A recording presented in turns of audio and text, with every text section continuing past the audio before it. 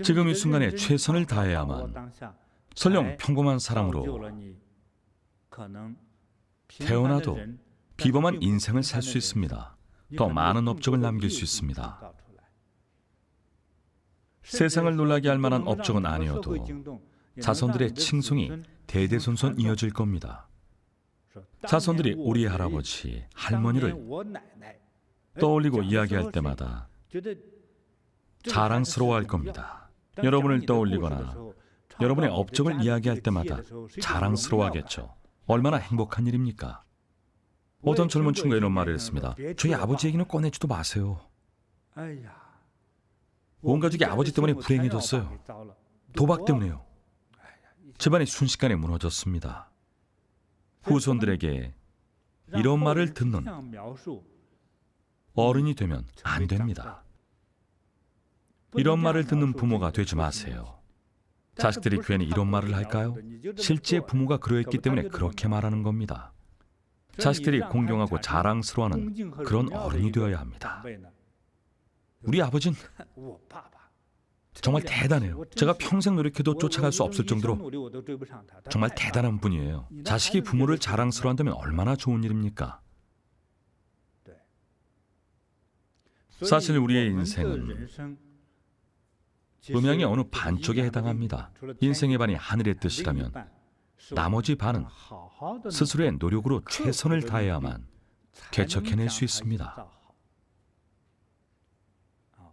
지금부터 각침법사가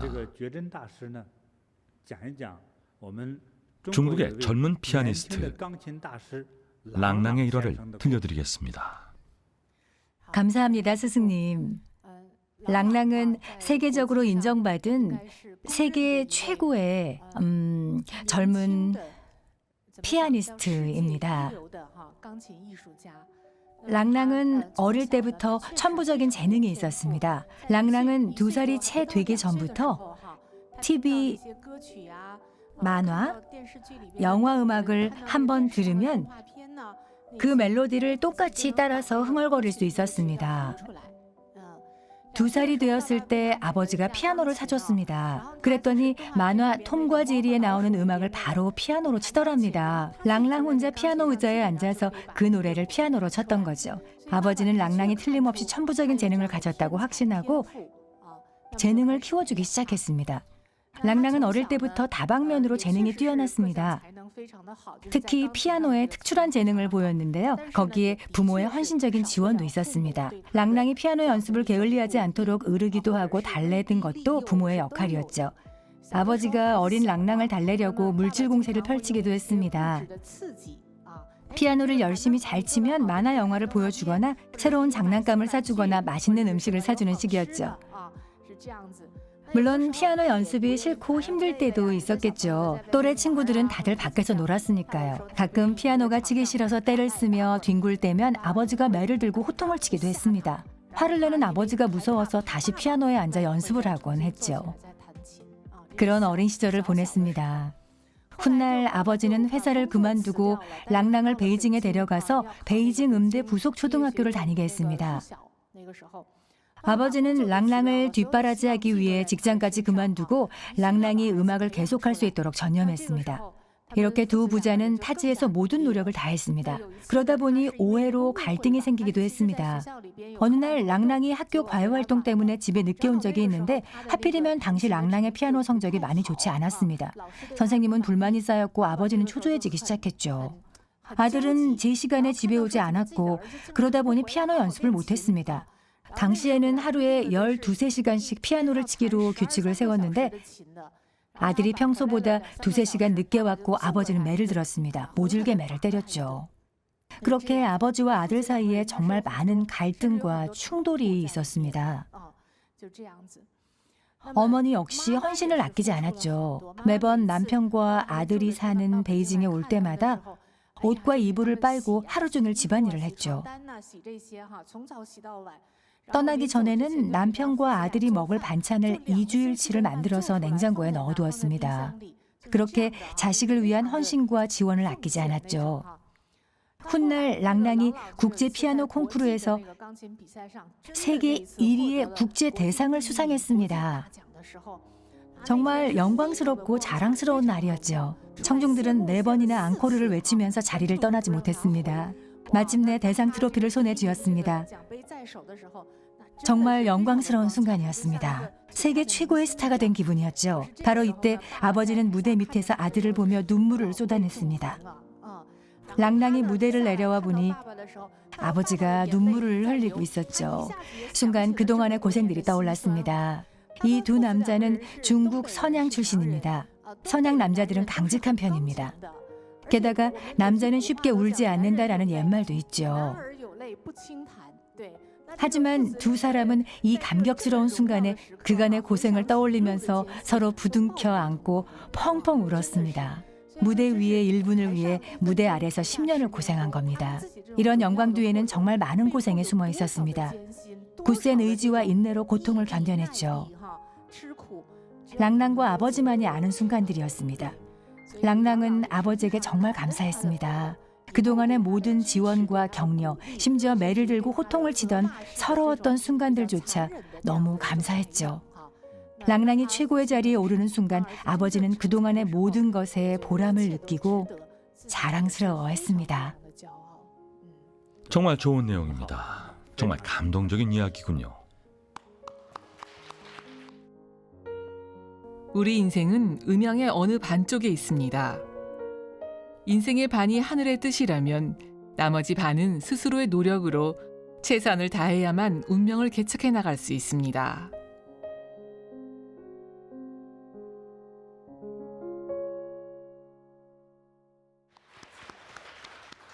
스승님 안녕하세요. 덧붙이고 싶은 일화가 있습니다. 방금 랑랑의 일화는 모두가 다 아는 유명 인사의 일화였죠. 저는 제 주변의 일화를 소개하겠습니다. 저희가 어렸을 때는 큰 단지에 있는 건물에서 살았어요. 같은 회사 사람들이 모여 사는 형태였죠. 여러 가족이 모여 살았습니다. 여러 가족들과 이웃이 되고 아이들은 함께 어울렸습니다. 어른들은 회사 동료들이었죠. 이 이야기는 저희 어머니가 회사 동료한테서 들은 이야기입니다. 제가 늘 이모라고 부르던 분이었죠. 위아랫집이라 서로 친한 사이였어요. 어느 날 이모가 집에 놀러와서 자기 이야기를 들려줬어요. 이모가 어릴 때 집이 가난했는데 마침 중국 해방식이었죠. 부모님이 자식을 많이 낳아서 형제 자매들이 많았답니다. 이모는 집안의 장녀였어요. 이모는 어릴 때부터 일찍 철이 들었습니다. 이런 어려운 집안 환경에서 부모님의 고충을 헤아릴 줄 알았습니다. 자식들은 이렇게 많은데 형편은 넉넉하지 않았으니까요. 그래서 이런 제안을 했습니다. 전 학교에 다니지 않을래요. 동생들을 학교에 보내주세요. 저는 일자리를 구해서 집안 살림에 보탤게요. 그러면 어머니 아버지도 경제적 부담이 덜하잖아요. 당시 이모는 10대 소녀였습니다. 이런 상황을 이해할 만큼 철이 든 나이였죠. 물론 부모님이 어릴 때부터 그렇게 키운 건 아니었습니다. 이모는 이런 어른스러운 얘기를 하면 부모님이 칭찬해 주시고 찬성해 주실 줄로만 알았습니다. 그런데 돌아온 것은 뜻밖에도 아버지의 따귀 한 대였습니다. 눈앞이 번쩍할 정도로 아팠죠. 아버지가 가차없이 이모의 따귀를 때렸던 겁니다. 그 아버지가 뺨을 때리셨군요. 정말 세게 때렸죠. 처음 맞아본 모양이네요. 네, 처음 맞아본 거죠. 자식들을 정말 귀여워하셨거든요. 늘 부드럽게 타일렀습니다. 자식들을 가르치면서 단 한 번도 때린 적이 없었어요. 이모는 그날 따귀를 맞고 눈물을 펑펑 흘리면서 속으로 너무 억울했습니다. 기껏 가족들을 생각해서 공부하지 않겠다고 한 건데 왜 나를 때리신 거지? 아버지는 따귀를 때리고 나서 간단 명료하게 말했습니다. 대학은 꼭 가야 한다. 이모는 별 수 없이 그저 눈물만 닦았습니다. 그때 맞은 따귀는 평생 못 잊을 거라고 했어요. 그런데 이모가 이 얘기를 할 때는 아버지를 원망하는 느낌이 전혀 없었습니다. 오히려 감사한 게 느껴졌죠. 사실 그 시절에는 대학만 나와도 정말 대단한 인재였습니다. 대학을 졸업하고 나면 정말 좋은 연구 기관이나 좋은 직장을 구할 수 있었어요. 고생을 덜 할 수 있었죠. 좋은 일자리와 대우가 보장되니까요.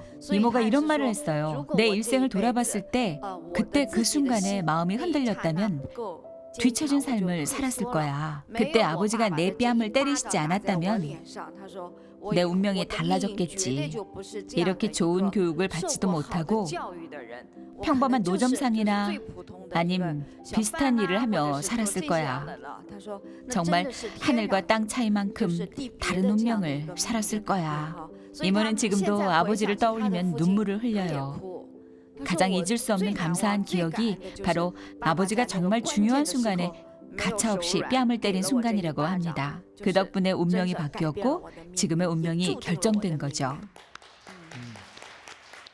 정말 훌륭합니다.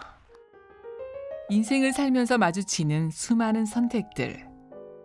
그 수많은 선택들이 쌓여 나의 운명이 됩니다. 여러분은 지금까지 살면서 후회했던 선택이 있었나요?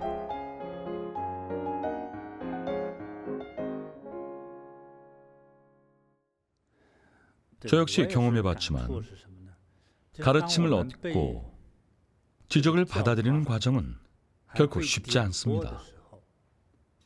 지적을 받아들이고 이로써 깨우침을 얻는 과정은 정말 고통스럽습니다. 몸, 마음, 영혼이 모두 고통스럽죠. 예컨대 랑랑은 어린 시절부터 매일 쉬지 않고 피아노 연습을 반복했습니다. 모든 주변 사람들에게 물어보세요. 자기가 나서서 피아노 배우겠다는 아이가 몇이나 될까요? 학교 수업이 끝나자마자 피아노가 너무 치고 싶었어요. 매일매일 너무 치고 싶어요. 이런 아이가 있습니까? 아마 없을 겁니다. 대부분 억지로 하는 겁니다. 피아노를 배우는 아이들은 대부분 마지못해서 억지로 하는 겁니다. 억지로 배우는 과정은 정말 고통스럽죠. 부모, 교사, 코치, 그리고 수행 스승까지 모두가 온갖 방법을 동원해서 아이를 의리기도 하고 달래기도 합니다. 오늘 피아노 치면 10,000원 줄게. 꾸준히 한 달 동안 피아노 치면 책가방 새로 하나 사줄게. 온갖 방법으로 아이를 격려하고 앞으로 나가도록 이끌어줍니다. 조금이라도 더 가르치려고 하죠. 이렇게 매일 꾸준히 반복하는 것은 가장 어렵습니다. 이런 상황을 겪게 되면 누구나 고통을 호소할 겁니다. 방금 우리 법사가 말한 일화 속의 이모는 어릴 때부터 어른스러운 행동을 했습니다. 형제자매가 많았기 때문에 부모님의 경제적 부담을 덜어드리려고 학교에 다니지 않겠다고 한 겁니다. 대신 동생들을 보내달라고 했죠. 그러면 아버지도 덜 힘드니까요. 그렇지 않으면 어떻게든 학비를 대느라 아버지는 더 많은 고생을 해야 합니다. 부모의 자식 사랑은 절대적입니다. 조금 더 의심할 필요가 없죠. 그래서 아버지는 가장 단순한 방식으로 사랑을 표현했습니다. 따귀를 때렸죠. 당시 이모 정도 나이의 딸을 때리기는 쉽지 않습니다. 딸을 일깨우기 위해서 때린 겁니다. 허튼 소리 하지 말고 대학은 반드시 가라. 이 한마디로 딸을 구원했습니다. 그렇지 않았다면 딸은 지금쯤 길거리에서 노점상을 하고 있을 겁니다. 물론 모든 직업이 존중받아 마땅합니다. 쉬운 일은 없죠.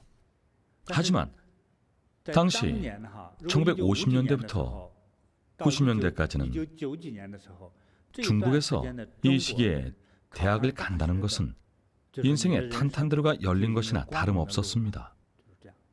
당시 개발도상국들의 상황이 비슷했죠. 가족 중 한 명이 대학을 가면 그 집안은 희망이 생깁니다.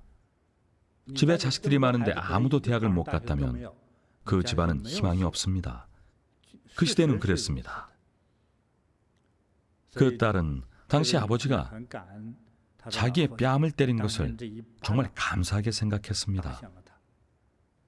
물론 뺨을 맞았을 당시에는 화가 많이 났겠죠. 화도 나고 억울했을 겁니다. 아버지의 뜻을 거스를 수 없어서 결국 학교에 다녔습니다. 학교에 다니면서도 즐겁지 않았을 겁니다. 하지만 나중에 알게 되었습니다. 자기가 딸을 키우고 나서야 아버지가 자신을 사랑해서 자신을 일깨우기 위해서 뺨을 때렸다는 것을 알았습니다. 하지만 당시에는 서러웠을 겁니다. 부모님을 위해서 그런 건데 왜 날 때리지? 랑랑은 더 힘들었습니다. 매일 쉬지 않고 피아노를 쳤습니다. 안 그랬다면 1등을 할 수 없었겠죠. 예술은 정말 어렵습니다. 노래 경연대회에 나가려면 정말 잘 불러야 합니다. 그렇지 않으면 대회에 참가할 기회조차 안 생깁니다. 조금만 연습하면 다들 잘하니까요. 스케이트, 춤, 그림도 두각을 나타내기는 어렵습니다. 이런 예술 분야는 배우는 사람들이 많습니다. 그러면 어떻게 해야 할까요? 매일 다른 사람보다 1시간씩 더 연습해야만 겨우 쫓아갈 수 있습니다. 머리가 안 좋은 사람이 매일 3시간씩 더 공부해도 머리가 좋은 사람보다 성적이 좋다는 보장이 없습니다. 이런 식입니다.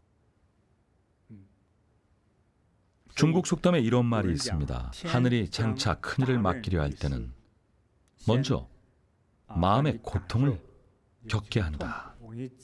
더 쉽게 풀어서 설명하자면 우선 고통을 있는 그대로 받아들이고 감내하라는 뜻입니다. 지난 시간에 음양이론을 설명하면서 말씀드렸듯이 더 큰 성취를 이룰수록 더 큰 고통을 겪기 마련입니다. 랑랑은 매일 피아노를 쳐야 했습니다.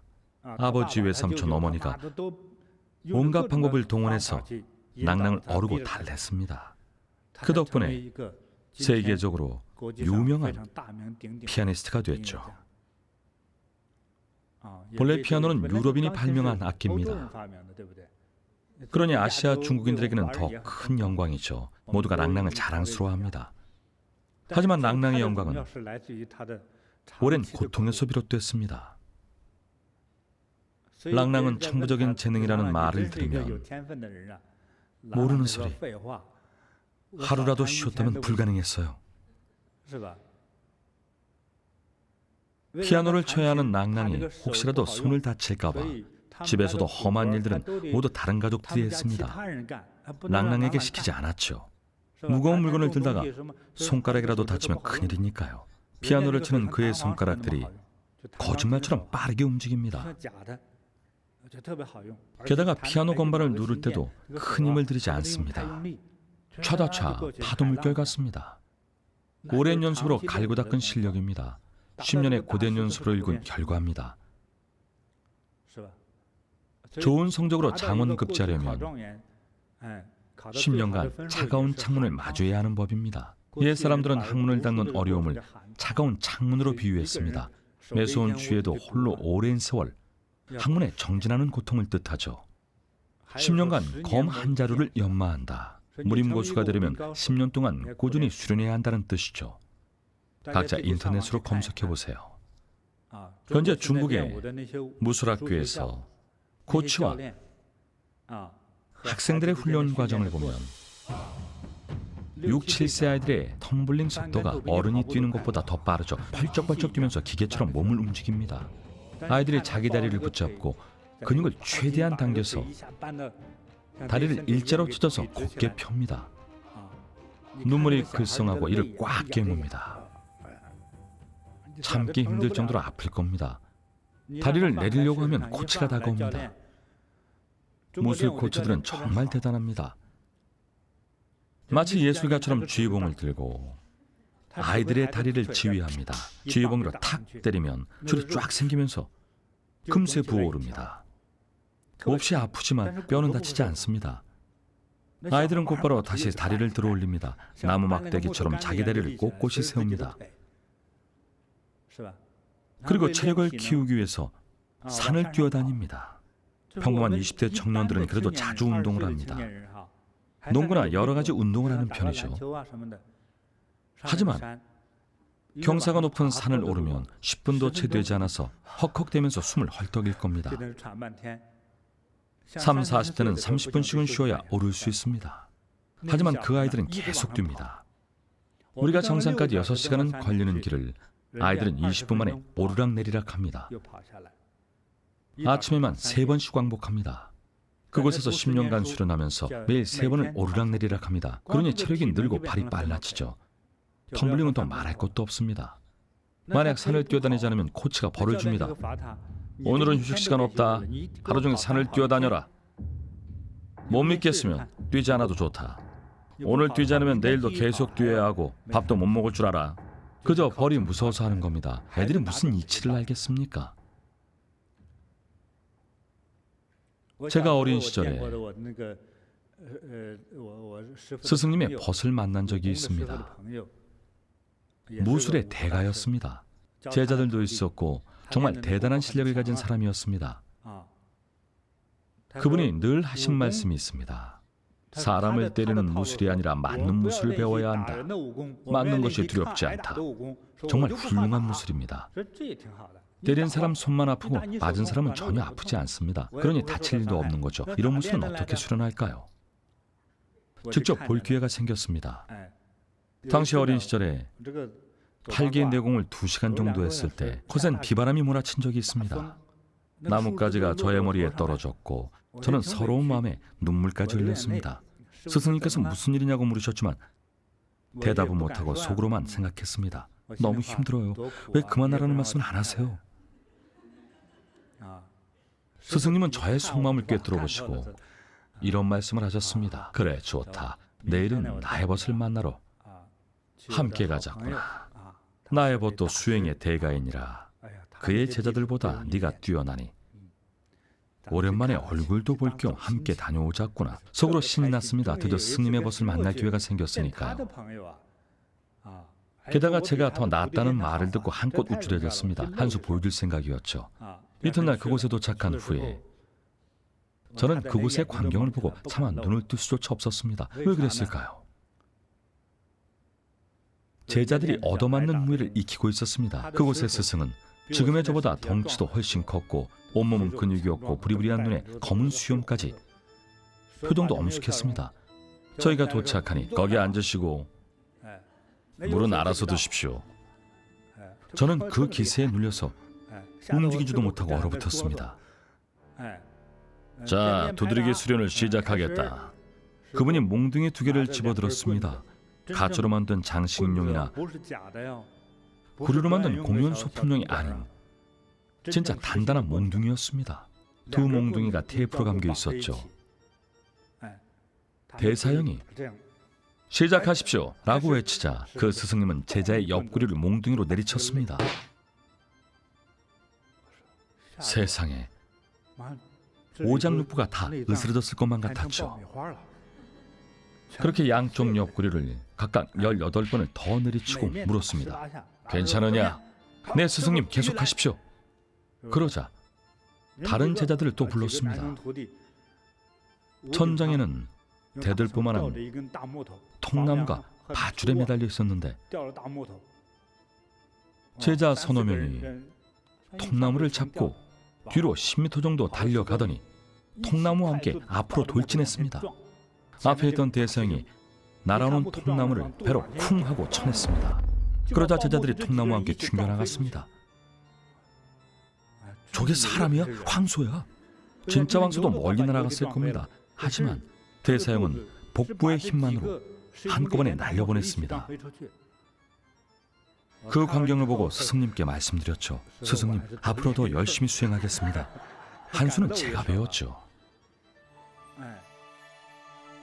하늘이 누군가에게 큰일을 맡기려 할 때는 5가지 역경과 시련을 준다고 합니다. 정신적인 고통, 육체적인 고통, 굶주림의 고통, 불우한 고통, 그리고 하는 일마다 실패하는 고통.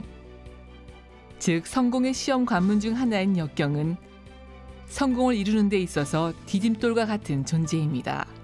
이 세상 그 어떤 성공도 모두 역경과 시련 속에서 이루어지는 것입니다.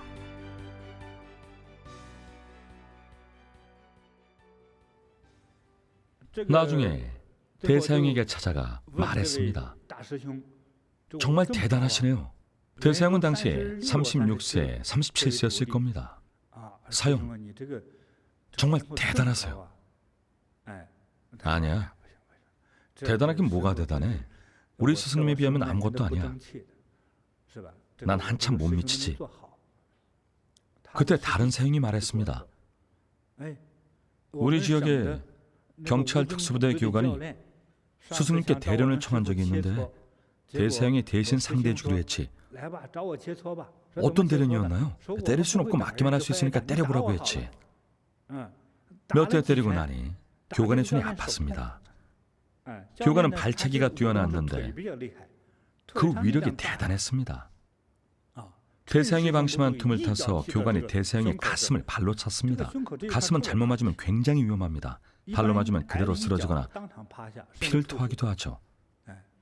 그런데 교관은 발로 차자마자 자기 발목을 끌어안고 곧바로 병원에 갔습니다. 대사형의 배에 발이 부딪혀서 발목이 부러졌던 거죠. 대사형이 부끄러워하며 말렸습니다. 창피한 얘기 좀 그만해. 맞은 게 무슨 자랑이라고 다른 사람한테까지 얘기해. 대사형이 이 정도로 겸손하면 그 스승은 얼마나 대단하겠습니까? 때리는 무예가 아니라 맞는 무예를 가르쳤습니다. 정말 대단하지 않습니까? 어떻게 그런 경지에 이르렀을까요? 이렇게 맞으면서 수련했던 겁니다. 그 스승님은 입문한 지 갓 3년이 된 어린 제자를 불렀습니다. 막내야, 이리 와보거라. 저를 가리키면서 이 사형에게 실력을 보여봐라. 뭐든지 시키십시오. 어린 제자는 고지고대로 스승님의 명을 따랐습니다. 벽돌을 줄 테니 발로 차보거라. 스승님이 던진 벽돌을 제자가 발로 차자 벽돌이 부서졌습니다. 일부러 깨지기 쉽게 만든 벽돌이 아닙니다. 던지고 딱 한 번 발로 찼을 뿐이죠. 겨우 수행 3년째 되는 제자가 벽돌을 부쉈습니다. 어떻게 수련했는지 묻자 그 스승님이 말하길 계속 맞으면 된다. 이런 제자들이 강호에 나가면 우린 제일 고수가 되는 겁니다. 공격을 막는 힘도 이렇게 강한데 주먹이나 발을 뻗으면 어떨까요? 탱크처럼 대단한 위력을 뽐낼 겁니다. 하지만 이 모든 것은 고통을 통해 얻어낸 것입니다. 고통의 과정을 겪어야 하죠. 이곳의 스승은 제자를 받을 때 제자의 아버지와 각서를 씁니다. 자식의 생사에 관한 각서를 쓰죠. 수행을 못 견디면 스스로 나가야 하고 수행 중에 불구가 되거나 설사 죽는다 해도 책임을 묻지 않는다는 내용입니다. 게다가 공양까지 해야 하죠. 엄한 스승 아래 뛰어난 제자가 나옵니다. 제자에게 엄격할수록 더 좋은 수행 성과가 나타나죠. 하지만 엄격한 수행 과정이 그 성과를 얻는 모든 과정이 고통의 연속입니다. 그렇기 때문에 지혜를 길러야 합니다. 무엇이 진정한 고통인지, 무엇이 거짓된 고통인지를 분별하는 근기와 복이 있어야 합니다. 이런 복이 없는 사람은 중도에 포기하기 쉽습니다. 스승님이 매일 힘들게 해서 이제 그만둬야겠어. 하지만 세상에 그 어떤 재능도 고통 없이는 갈고 닦을 수 없습니다. 고통스러울 수밖에 없습니다. 만약 배우는 과정에서 기쁘고 즐겁기만 하다면 실력이 늘지 않습니다. 이미 최고 경지에 오른 사람은 가능합니다. 고통을 다 겪어야만 그 즐거움을 누릴 수 있습니다. 그 일에서 즐거움을 느낄 수 있습니다. 랑랑은 세계적인 피아니스트가 된 후에 무대를 즐길 수 있게 되었습니다. 고통을 겪었기 때문입니다. 고통에 익숙해졌을 때 즐거움이 찾아옵니다. 이제 막 피아노를 배운 아이들은 절대 깨닫지 못합니다. 피아노가 즐겁다는 생각 자체를 못하죠. 5년씩이나 배운 아이들도 피아노가 전혀 즐겁지 않습니다. 하지만 10년 넘게 고생하고 나면 비로소 즐거움을 깨닫게 됩니다.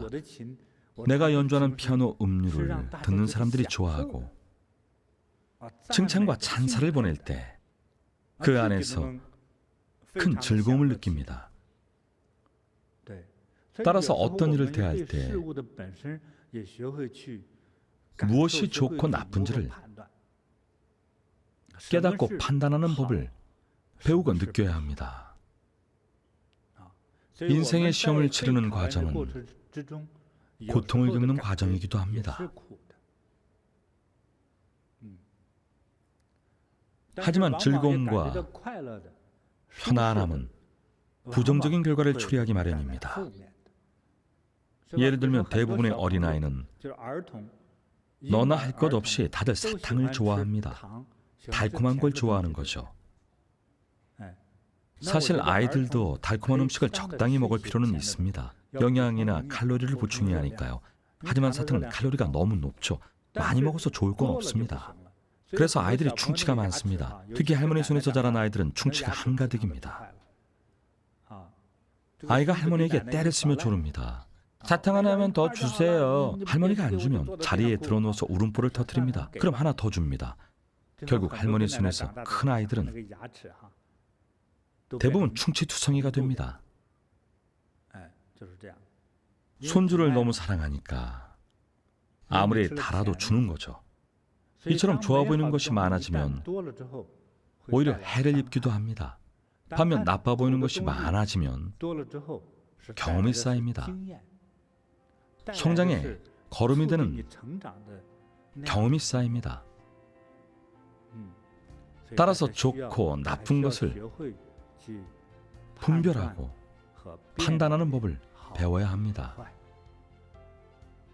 때때로 고통과 명예는 함께 찾아옵니다.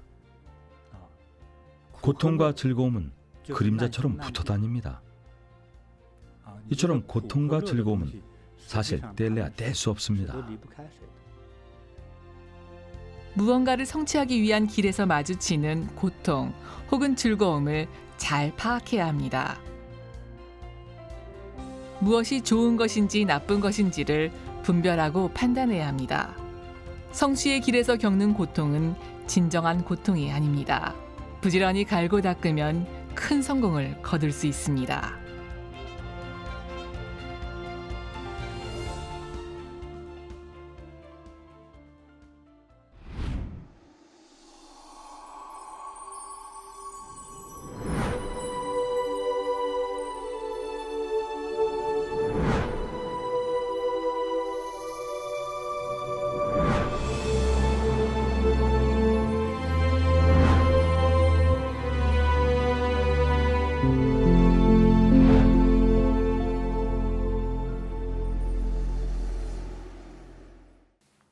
잠은 안 오고 음식은 못 먹고 점점 몸무게는 줄어들고 선생님 이거는 살아있어도 살아있는 게 아니더라고요.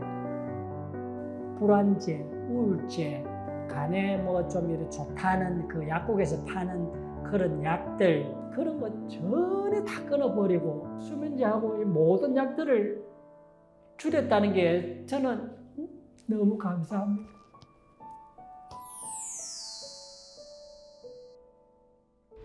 체격은 외소해도 정말 좀 단단하고 저 나름대로는 뭐 조금씩은 그래도 몸을 관리를 했는데 뭐 고혈압, 당뇨 뭐 이런 거 전혀 없고 아무 이상이 없죠. 그때가 작년 5월 달이었거든요.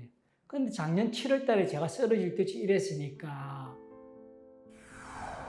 2020년 7월 사업을 시작하면서 극심한 스트레스에 시달렸다는 주인공. 일을 하는데 갑자기 휘청거리면서 쓰러질 것 같더라고요. 그래서 이게 뭐지? 이러면서 과로가 이래 생각하고 이제 일단 뭐 홍삼이나 삼계탕 같은 거, 뭐 녹용 같은 거 이런 거 몸보신한다고 그런 걸 먹었거든요. 일단 필요해서 그런 것 같다 싶어서 그걸 먹었는데 이 멋이 점점 더 이제 잠도 안 오고 위쪽이 여기가 두근두근하면서 뭐가 이상한 조짐이 오더라고요.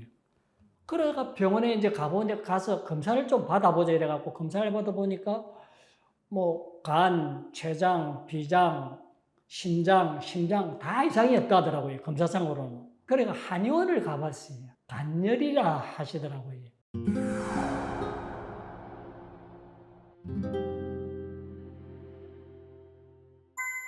간열은 말 그대로 간에 열이 나는 증상인데요.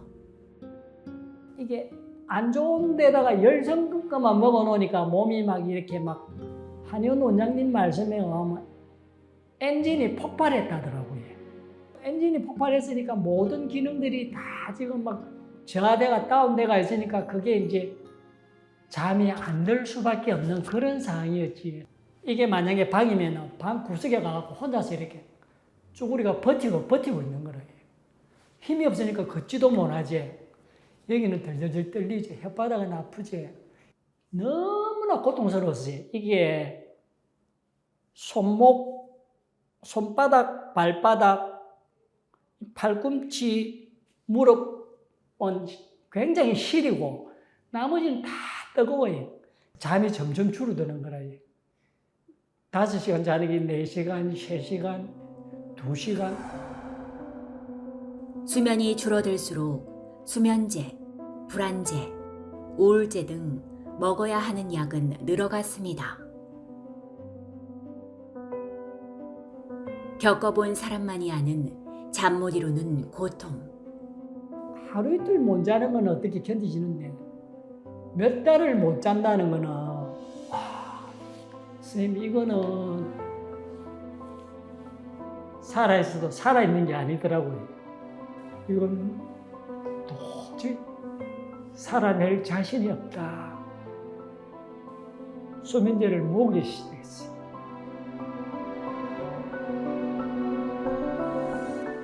도저히 나아갈 길이 없을 것만 같았던 그때.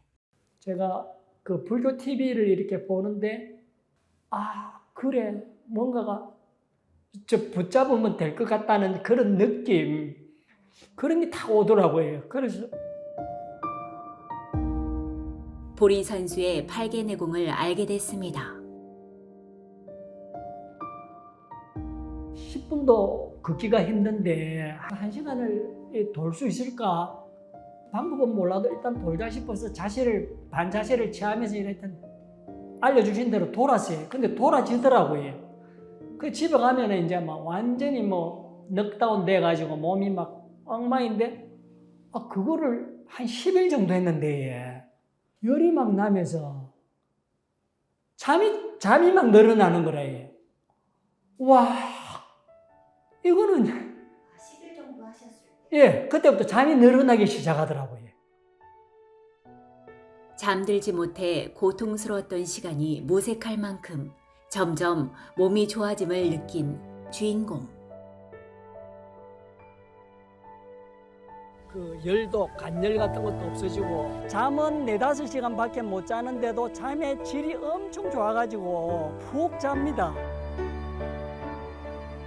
만약에 수면제 단위를 만약에 100이라 친다면은 지금 한 7, 8 정도 먹고 있거든요. 엄청 줄였어요. 지금은 이제 혹시나 해서 이제 먹는 그런 게 많고 지금은 수면제를 안 먹어도 너무 피곤하다 싶으면 저녁에 저도 모르게 1시간을 자요. 전혀 그거는 제가 상상도 정말 상상도 할 수 없는 일이었거든요. 그러니까 잠은 오는데 눈에 막 잠이 끼어가지고 잠이 안 들어요. 그거에 그 약을 먹을 수밖에 없거든요. 약 해로운 줄 저도 안다 아닙니까? 8개월 하고부터 잠이 오니까 이거는 너무 감사하고 신비하고 저는 8개 안 하면 8개 없으면 저는 못 삽니다. 정말로 못 삽니다. 수면제하고 이 모든 약들을 줄였다는 게 저는 정말 고맙고 감사드리고 거듭거듭 감사드립니다. 고맙습니다.